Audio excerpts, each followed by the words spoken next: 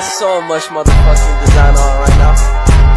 Break it down, bring it back, make it clap. I got 3 old thoughts, new block, where that day. Bitches on my line, and you know.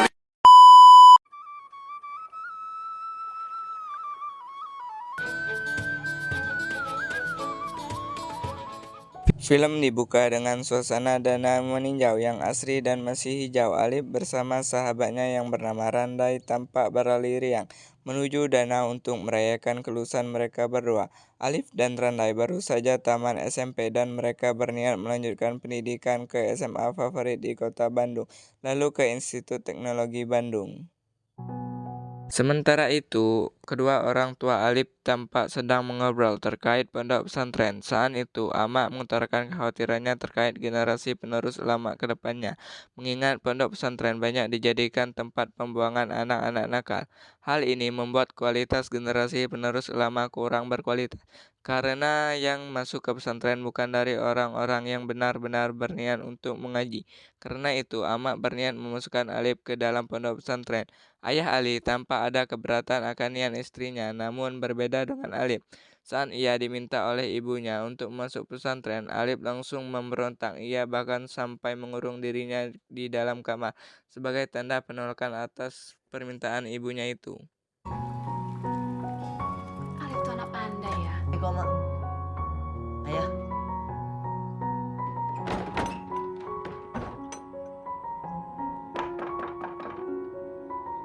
Buka pintunya, Nak.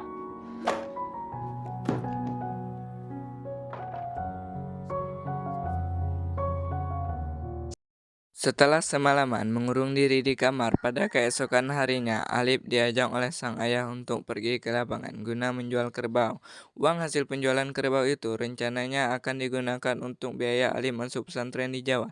Di sini Alif dinasihati oleh ayahnya untuk menuruti permintaan dari sang ibu. Amak kau tuh luar biasa. Pikir itu yang paling elok. Makasih ayah, sekolah kamu lebih belok. Wak jabat dulu. Jalani. Alif sendiri sebetulnya adalah sosok pribadi yang taat dan selalu patuh pada Amak, namun tidak dalam perihal masa depan. Alif merasa masa depannya akan lebih baik jika dia masuk SMA favorit di Bandung, lalu lanjut kuliah di ITB. Meski begitu, Alif tetaplah seorang anak yang ingin berbakti kepada orang tuanya. Setelah lama merenung, ia akhirnya mau melawan egonya sendiri dan membuat keputusan untuk menuruti permintaan Amak. Alif akhirnya mau masuk ke pesantren di Pulau Jawa. Tujuannya adalah Pondok Pesantren Madani yang berada di Ponorogo, Jawa Timur.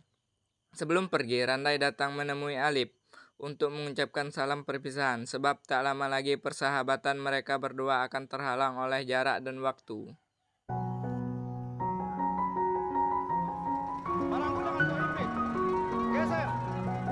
Pada hari yang telah ditentukan, Alif bersama sang ayah lalu berangkat ke Pulau Jawa dengan menggunakan bus.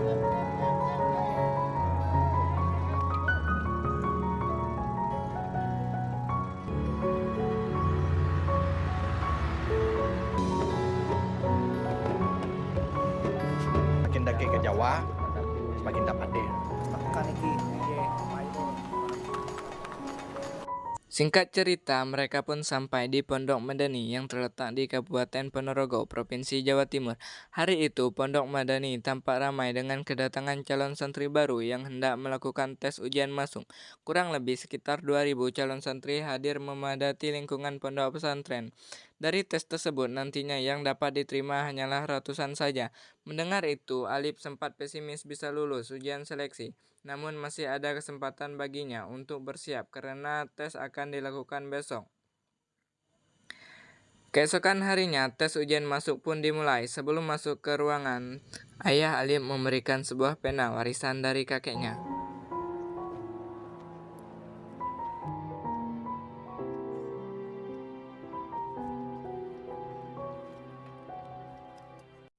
Awalnya Alif merasa setengah hati mengerjakan soal tes.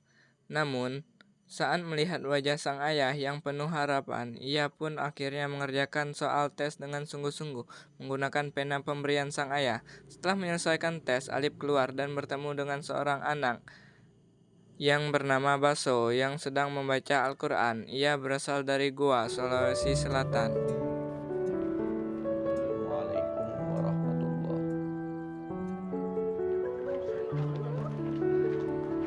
Keesokan harinya, pengumuman daftar nama calon santri yang lulus tes seleksi masuk pun mulai dipajang. Ayah Alip dengan nafas tergesa-gesa mencoba mencari nama anaknya di antara ribuan nama yang terpajang. Dan ternyata Alip menjadi salah satu peserta yang lulus dan diterima masuk pesantren Madani.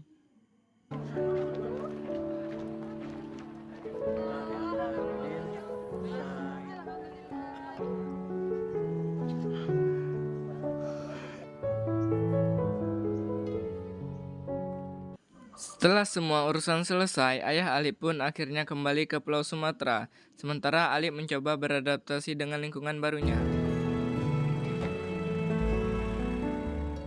Malam itu, para santri baru diminta untuk memperkenalkan nama dan asal daerah mereka masing-masing.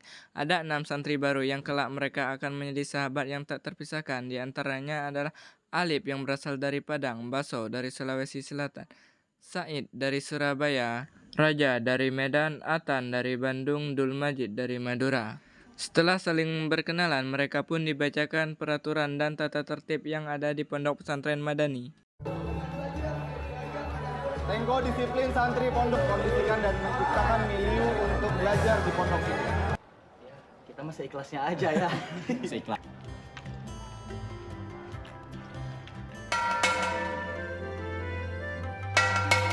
Hari pertama pembelajaran pun dimulai. Alip dan lainnya segera berlari kecil menuju ruang kelas.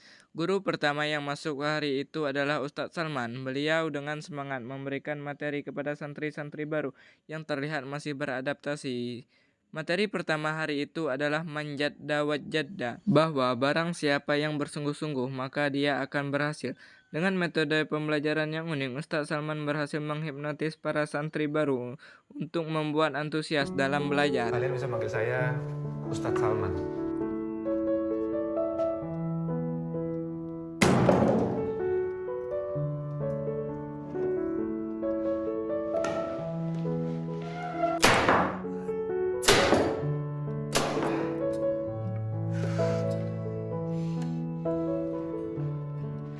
Ingat, manjadah wajadah. Siapa yang bersungguh-sungguh, dia akan berhasil. Manjada wajadah. Manjada wajadah. Manjada wajadah. Manjada wajadah. Setelah pembelajaran di kelas berakhir, kini mereka ditugaskan untuk membeli rak di koperasi pondok. Rak tersebut nantinya akan mereka gunakan sebagai penyimpanan pakaian dan buku-buku. Namun karena rak yang dibawa itu berat, mereka kesulitan membawanya ke kamar.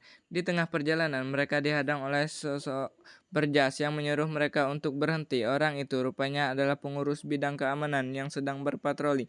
Alip dan lainnya dihentikan karena melanggar kedisiplinan pondok, di mana mereka terlambat 5 menit setelah bel jaros dibunyikan. Tidak dengar bunyi jaros berkali-kali. Jewer sekeras saya menjewer kamu. Atas kesalahannya itu, mereka pun mendapatkan takzir perdananya dari sosok yang mereka juluki sebagai Mike Tyson. Assalamualaikum warahmatullahi wabarakatuh. Pada malam harinya, seluruh santri berkumpul di Masjid Agung Madani guna mendengarkan pidato dari Kiai Rais, pengasuh Pondok Pesantren Madani.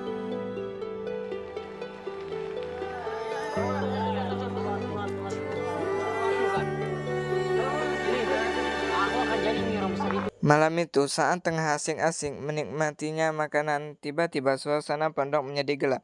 Rupanya lampu di sana mati semua karena sumber listrik masih menggunakan mesin genset. Sehingga setiap pukul 9 malam genset akan kehabisan bahan bakar solar yang mengakibatkan pesantren Madani menjadi gelap.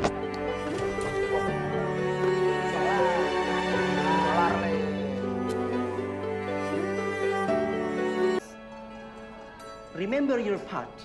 Suatu hari, pembelajaran bahasa Inggris sedang berlangsung. Baso kesulitan menghafalkan dengan baik kosakata bahasa Inggris. Sementara Alip sendiri terlihat mahir dan menguasai bahasa Inggris dengan cukup baik. Melihat kekurangan Baso, Alip dan teman-temannya lalu berusaha melatih Baso untuk meningkatkan kepastiannya dalam melafalkan kalimat bahasa Inggris. Lanjut, So. Bismillahirrahmanirrahim. Al-Quran leads man to understand. Berbagai tempat mereka coba, mulai dari jemuran hingga di bawah menara pesantren Madani. Berkat ketekunan, Baso dan teman-temannya akhirnya sedikit demi sedikit, Baso makin lancar dan fasih dalam berbahasa Inggris hingga suatu ketika, Baso memberanikan diri untuk ikut dalam lomba pidato bahasa Inggris yang akhirnya berhasil meraih kemenangan. Are universal. Others to all people are all good deeds and call Allah. Di bawah menara, teman-teman Baso kompak memberikan pujian atas pencapaian yang telah ia raih. Disinilah mereka akhirnya menemukan sebuah julukan untuk geng mereka dengan nama Sahibul Menara, yang memiliki arti pemilik menara. Alasan disebut Sahibul Menara adalah karena mereka kerap kali berkumpul di bawah menara. Hari itu, Alip mendapatkan surat kiriman dari Randai bercerita berpengalaman dan kesan ia mendapatkan selama masuk ke SMA favorit di kota Bandung. Hati Alip bergejolak hebat karena mendengar kabar dari sahabatnya itu. Sebab dahulu mereka telah bersepakat untuk bersama-sama masuk ke SMA favorit di kota Bandung. Namun kini ia justru berada di tempat yang tidak ia inginkan sebelumnya, yakni pondok pesantren. Untuk mengobati sakit hatinya itu, Alip kemudian mencoba mengikuti kegiatan yang tersedia di pondok. Suatu hari, ketika tengah duduk santai di bawah menara, Baso mengajak teman-temannya untuk mulai menemukan mimpi mereka masing-masing. Alip bermimpi bisa menginjakkan kaki di Amerika, Atang ke Afrika, Baso ke benua Asia, Raja ke Inggris, sementara Said dan Dul Majid memilih untuk tetap berada di Indonesia. Para sahibul menara telah menemukan impian mereka masing-masing dan ada 5 menara yang hendak mereka taklukkan Di sinilah maksud dari judul film ini sendiri, Negeri 5 Menara, yang berarti ada 5 negara yang menjadi tujuan dan impian mereka. Dari para sahibul menara, sebelumnya Alip baru mendaftar sebagai tim Syam, belum diterima secara resmi. Barulah ketika ia membuatkan sebuah contoh naskah berita, diterima secara resmi menjadi bagian dari majalah Syam. Deadline setiap hari Rabu. Seperti. Iya, Kak. Selamat bergabung, kawan jurnalis. Setelah menjadi wartawan Syam, Alip memiliki rencana untuk mewawancarai Kiai Rais secara eksklusif tentang pengalaman beliau selama kuliah di Mesir. Ia pun meminta izin kepada Kak Fahmi selaku mentor untuk menjalankan rencananya itu. Usai mendapatkan izin, Alip pun mengunjungi rumah Kiai Rais untuk melakukan wawancara. Di sini, Alip bertemu dengan seorang wanita, keponakan Kiai Rais yang bernama Sarah. Rupanya Alip menaruh hati pada wanita tersebut. Bagi Alip, bisa berjumpa dengan Sarah merupakan sebuah kebahagiaan tersendiri. Jangan kaku ngono loh. Iya, santai aja ya Pak. Pada suatu malam, Dul Majid memberikan info kepada Sahibul Menara terkait final Piala Thomas yang akan digelar 3 hari lagi. Dul Majid dan lainnya tanpa ingin sekali menyaksikan pertandingan tersebut. Namun mereka bingung bagaimana caranya karena di lingkungan pondok pesantren Madani, santri dilarang menonton televisi. Hingga akhirnya mereka meminta bantuan Ustadz Salman untuk melobi Ustadz Torik yang merupakan pengurus kantor pengasuhan bidang olahraga. Singkat cerita, upaya diplomasi mereka pun berhasil. Ustadz Torik memberikan izin untuk mengadakan kegiatan nobar laga final Thomas Cup. Izin ini diberikan atas dasar adanya nilai-nilai pendidikan yang dapat dipetik oleh para santri. Jadi sebenarnya kegiatan ini sejatinya belajar mengajar juga, Ustaz. Realisme yang bisa mereka dapat di pertandingan nanti, Ustaz. Syukran, Ustaz. Syukran. Assalamualaikum. Waalaikumsalam. Malam itu, para santri antusias menyaksikan pertandingan final Piala Thomas bulu tangkis antara Indonesia melawan Malaysia. Namun sayang, tim Indonesia gagal meraih kemenangan dan berhasil ditaklukkan oleh Malaysia. Masa ujian semester telah berlalu, kini liburan di depan mata. Para sahibul menara bersiap-siap menentukan plan liburan mereka masing-masing. Tampak keceriaan di wajah mereka, namun berbeda dengan Alip yang baru saja membaca surat dari Ama. Surat itu berisi permohonan maaf Ama kepada Alip karena tidak dapat mengirimkan uang untuk pulang kampung. Ama bercerita bahwa keadaan sedang sulit sehingga meminta kebesaran hati Alip untuk tetap berada di pondok pesantren. Melihat Alip yang murung karena tak pulang kampung, Atang mengajaknya untuk ikut pulang bersamanya di Bandung bersama teman-teman yang lain. Alip akhirnya mau bergabung dengan mereka untuk menghabiskan waktu liburan di Bandung. Gimana nih? Mau ikut? Kamu mau jadi penjaga pondok apa? Iya deh. Kita di Afrika yuk. Biar Mi bisa tahu ini kota Bandung.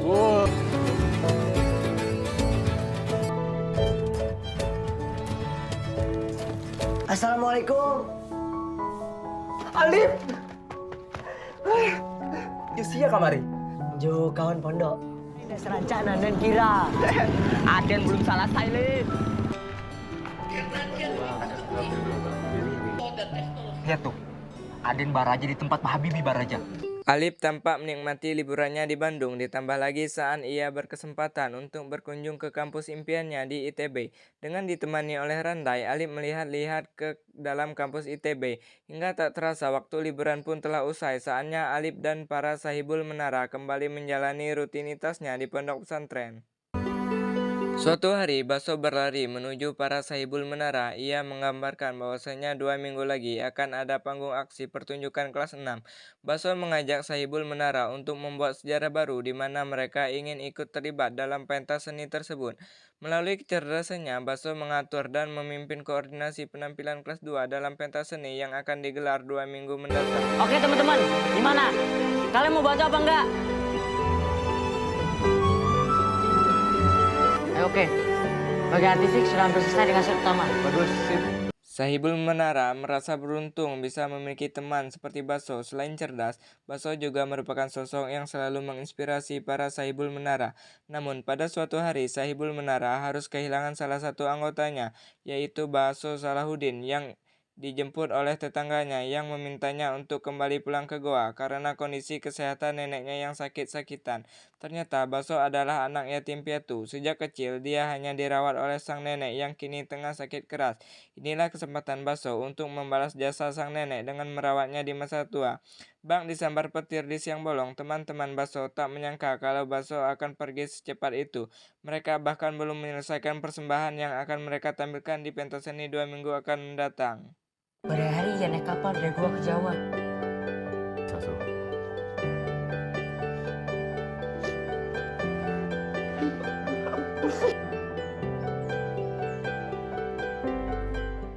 Namun kini Baso telah pergi, kesedihan menyelimuti Sahibul Menara, tak terkecuali Alif. Kepergian Baso rupanya menggoyahkan keimanan Alif. Kini ia justru berubah pikiran untuk pindah ke SMA di ibu kota Bandung. Rupanya keinginannya untuk masuk SMA sejak dahulu tak pernah padam. Alif masih sama seperti dulu, berambisi untuk masuk SMA hingga ke ITB di kota Bandung. Said mencoba menasehati Alif dengan mengingatkan pada kalimat manjadda wajadda, namun Alif tak bergeming, ia masih tetap pada pendiriannya. Oh ya, kalau kamu mau tetap pergi, sakar.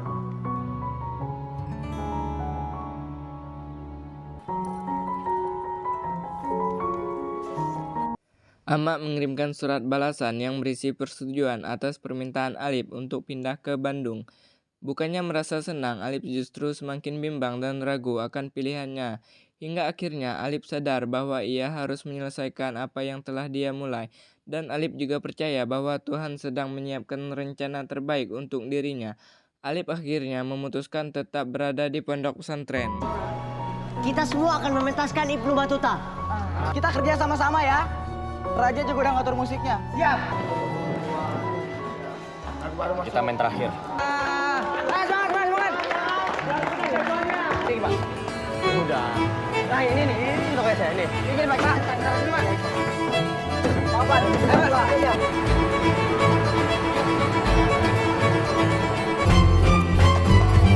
Ayo semuanya. Ayo, bentar dulu sahabat. Singkat cerita, pertunjukan panggung seni kelas 6 akhirnya digelar. Setelah melalui berbagai macam tantangan, akhirnya para Sahibul Menara berhasil menyelesaikan segala yang diperlukan. Pertunjukan pun dimulai. Untuk Baso. Bismillah.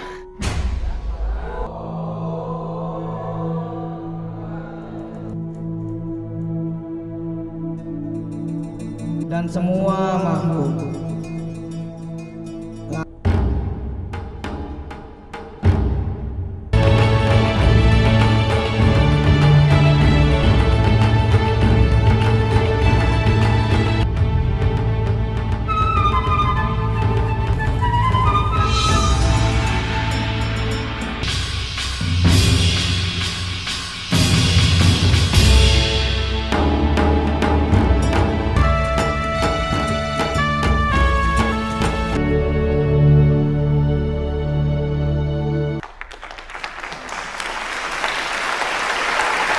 Tepuk tangan meriah mengiringi selesainya pertunjukan yang dilakukan oleh kelas 2 dengan dikomandoi oleh Sahibul Menara.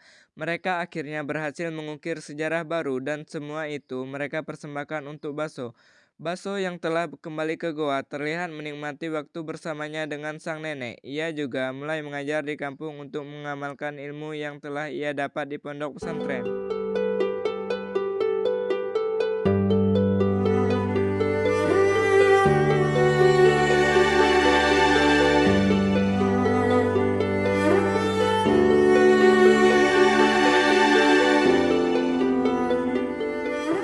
Film ini diakhiri dengan scene yang menampilkan di mana para Sahibul Menara telah menemukan menara mereka masing-masing, yang berarti mereka telah sukses mencapai impian yang dahulu mereka ingin capai sewaktu masih di pondok pesantren. Suasana pun menjadi haru tak kala mereka melakukan reuni lewat telepon di mana Alip, Raja, dan Atan berada di London, sementara Baso, Dul Majid, dan Said saat itu tengah berada di Jakarta.